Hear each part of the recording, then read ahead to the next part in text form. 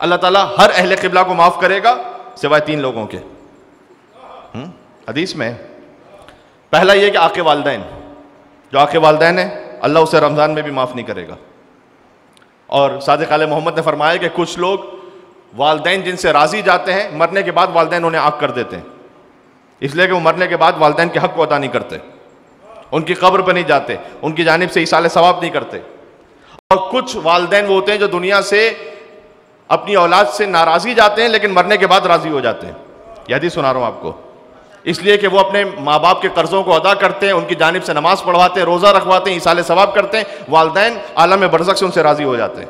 तो ईसाले सवाब की जो मजलिस थी मैंने फ़िक्र आपकी खिदमत में पेश कर दिया कि जिनके वालिदैन दुनिया से रुखसत हो चुके हैं, तो वालिदैन का हक़ मरने के बाद भी ख़त्म नहीं होता, जारी और सारी रहता है, याद रखिएगा ये। लिहाजा अगर आपको मौका ना मिल सके कि आप मौला की ज़ियारत पे मसलन तशरीफ़ ले जाएं, तो अल्लाह सुब्हानहू व तआला बार बार सबको जाना नसीब फरमाए। लेकिन आप यहाँ पर जिनके वालिदैन हयात हैं, अल्लाह सुब्हानहू व तआला उन्हें उम्र नू अता फरमाए खैर आफियत के साथ। जिनके माँ बाप गुजर चुके हैं वो जाएँ अपने वालिदैन की कब्र पर। हदीस में आया है कि माँ की कब्र पर जाके दुआ मांगो तो वालदा आलम बरज़ख से सिफारिश करती हैं, शफात करती हैं, इसलिए माँ की कब्र पर जाके दुआ मांगो।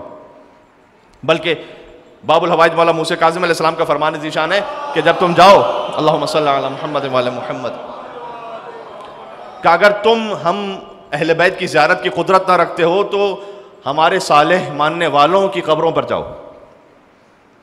तो अगर तुम उस नीयत से जा रहे हो तो तुम्हें वैसा सवाब मिलेगा कि जैसे तुम किसी हरम इमाम में मौजूद हो। क्या कहना का। और अगर तुम हम अहले बैत से नेकी करने पर कुदरत ना रखते हो तो तुम्हें चाहिए कि हमारे सालेह चाहने वालों के साथ नेकी करो। क्यों? इसलिए कि जब आप किसी मोमिन के साथ नेकी कर रहे हैं तो आप क्यों नेकी कर रहे हैं? वो इसलिए कि उसके दिल में जो विलायत है उसकी वजह से नेकी कर रहे हैं।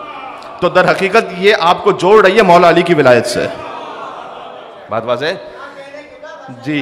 इसलिए मैं जवान साथियों से बात कर रहा हूँ, बुजुर्ग तो जानते हैं, और जनाब मोहतरम मुकर्रम अबरार भाई उन्होंने जो अल्फाज अदा किए तो ये इनके यानी मोहब्बत है इनकी, और इन्होंने हमेशा एहतराम जितना दिया है और ख़ास तौर पर जो अल्लामा साहब से एक ताल्लुक़ रहा उस निस्बत से, तो अल्लाह सुब्हानहू व तआला इनके बरादर के दर्जात बुलंदतर फरमाए और वाक़न जो नए आने वाले जवान नाज़मीन हैं उनके लिए मिसाल है।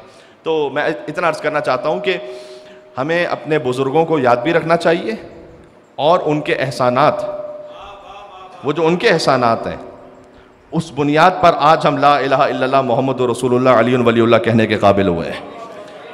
ज़हन में रखिएगा। तो जो मरने वाले हैं उनके एहसानात याद रहने चाहिए और उन्होंने जो हम तक मौला की विलायत पहुँचाई है आज उसका सदका ये फ़र्श अज़ा। क्या कहने, सुभान अल्लाह। हज़रत अल्लामा रशीद तुराबी साहब अल्लाहु मक़ामहू, हज़रत अल्लामा तालिब जौहरी साहब अल्लाहु मक़ामहू, और जितने बुज़ुर्गान दीन और इस्लाम जिन्होंने खिदमत की, ख़ास तौर पर कराची के फ़र्श अज़ा की, उन सब के बुलंदी दर्जात के लिए यहाँ से वहाँ तक मिलकर बुलंदतर सलवात बेद मोहम्मद व आले मोहम्मद पर।